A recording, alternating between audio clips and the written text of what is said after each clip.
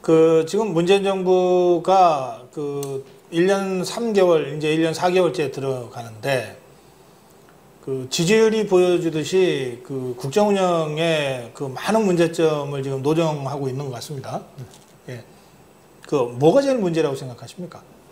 제일 그거는 우선 정책을 필 때 네. 저는 두 가지가 있습니다. 네. 하나는 그 정책의 방향이 옳은 거냐.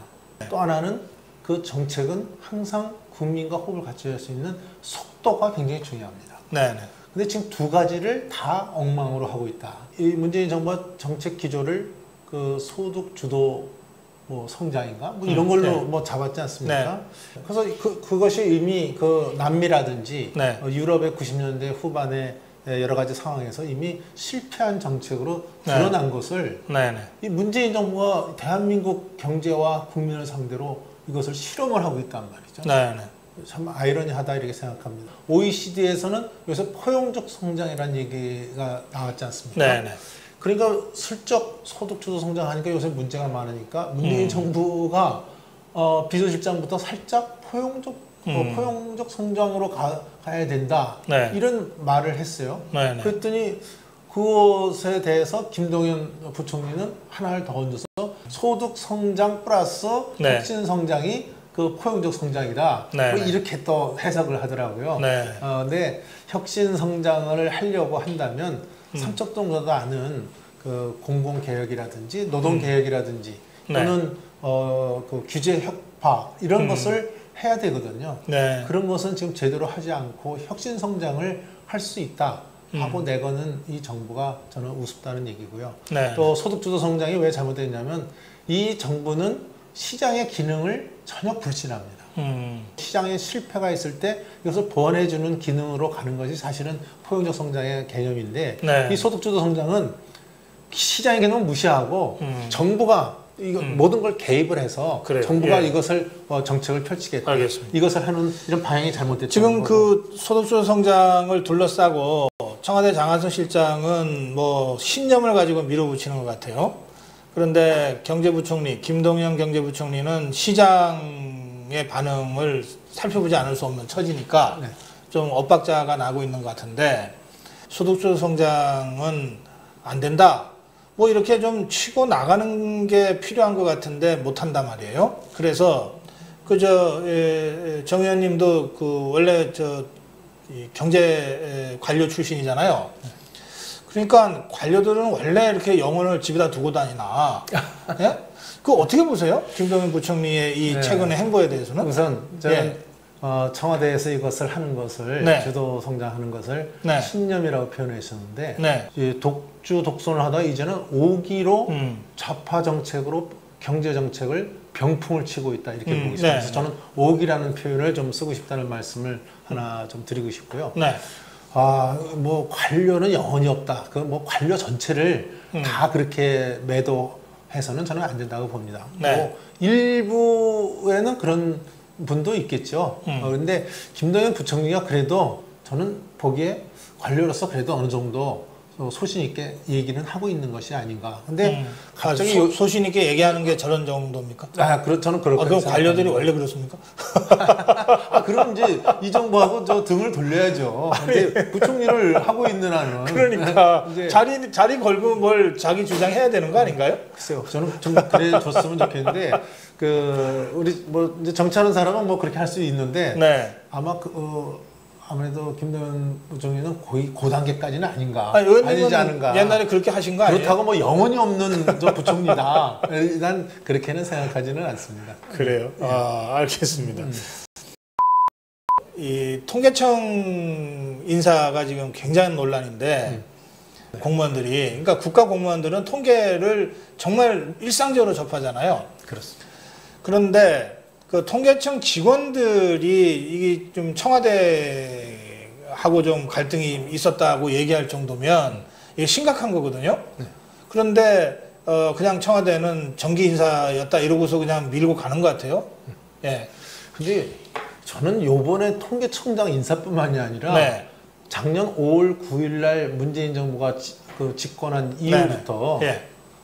그 소위 그 청문회 나오는 대상의 인물이 중에서 거의 7, 80%가 네. 저는 합당치 않은 인물, 또 그 본인 스스로 공약을 걸었던 이런 사람은 안 된다고 했던 사람은 골라서 안 치는 것 같습니다. 그래서 그래요? 저는 예. 요번 인사가 아이고 이거 진짜 이거 왜 이런 인사를 했지?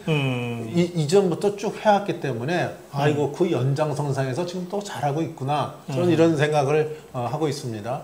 지금 통계청장 인사를 말씀하셨는데 네. 지금 정부는 또 항변을 하고 있어요. 정상적 인사다. 인사다. 예. 뭐 이렇게 얘기를 하고 정기 있는데 인사다 그러죠. 근데 예를 들면 대표적으로 하위와 상위 20% 하위 20%의 소득 격차가 말이지 여태까지 한 것보다 제일 커졌다. 6배 이상 커졌다. 이런 걸로 발표가 되니까 네. 문재인 정부가 좋아할 리가 없죠.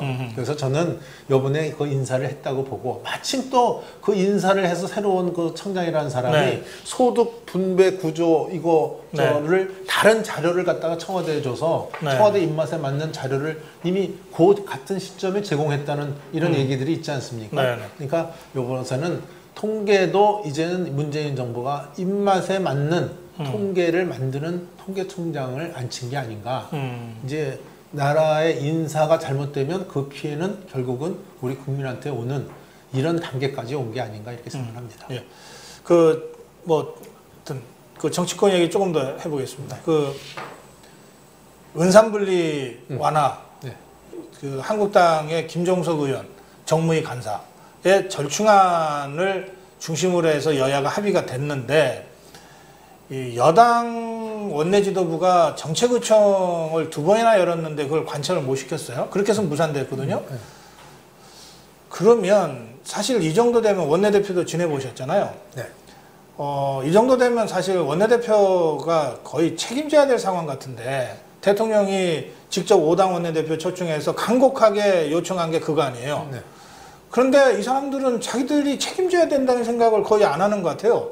그거 어떻게 보십니까, 이런 상황은? 저는 문재인 정부 아까 말씀한 대로 이거 큰일 날 정부가 됐다 이렇게 네. 말씀을 드렸는데 네. 문재인 정부라고 그럴까? 문재인 대통령이 예. 잘한 게 있는데 그게 지금 말한 예. 대로 은산분리 은산분리에 완화. 대한 규제 완화를 통해서 이것을 좀 활성화시켜야 되겠다. 네. 그래서 인터넷 은행도 이제 좀 더 글로벌라이즈 시켜야 되겠다. 이런 생각을 하고 말씀을 하셨는데 그거 박근혜 이명박 정부 때 계속 하려고 했던 거 아니에요? 그렇습니다. 예. 근데 이제 소위 그것도 여야 또 원내대표 간의 합의에서 34%까지 이거를 합의를 봤는데 네. 이걸 갑자기 여당 소위 강경파라고 하는 사람들이 네, 네. 25% 이거 넘으면 안 된다. 사실 34% 25%나 절대적 기준이 있는 건 아니지 않습니까? 네, 네. 근데 25%한테 그 지분율 얘기하는 거죠? 네. 예. 이제 대통령이 말씀한 것도 단 유일하게 대통령이 잘했다고 얘기했는데 이것도 이제 여당 강경파가 저는 이것을 막고 있다. 의원님이 바로 그 정무위원장도 지내셨고 또 원내대표도 하셨잖아요. 네.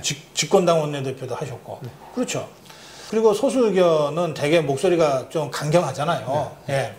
당 소속 의원 몇 명이 강경하게 반대한다고 해서 이게 그냥 유야무야 되는 경우가 있습니까?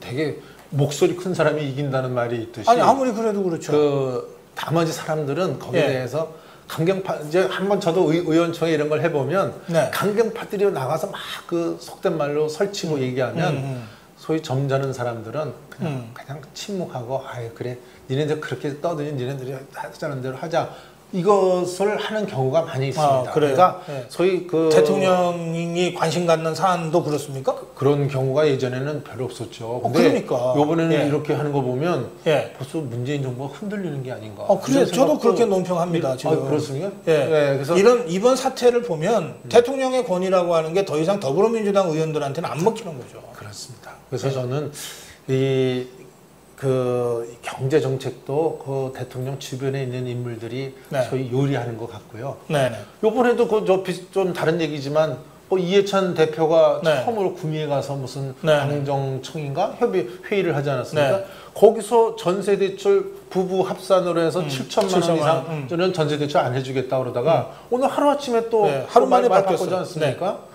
그러니까 이런 정책이 저는 굉장히 아마추어적인 생각에서 즉흥적, 심하게 말하면 즉흥적으로 정책을 하면 그 시행착오가 우리 국민들한테 피해가 온다는 거죠. 그래서 저는 네. 이미 이 정보를 이전 그 대통령이 장관들 임명할 때 보면 정말 아마추어적인 사람들 네. 무슨 나중에 무슨 도덕성이라든지 이거 문제는 차치하고서라도 네. 그 업무에 대해서 그 아마추어적인 아이디어와 생각을 갖고 있는 사람들을 네. 앉혀서 그것이 지금 아마추어적인 정책으로 나와갖고 그 피해가 우리 국민들한테 오고 있다 이렇게 보고 있습니다. 그래요. 예.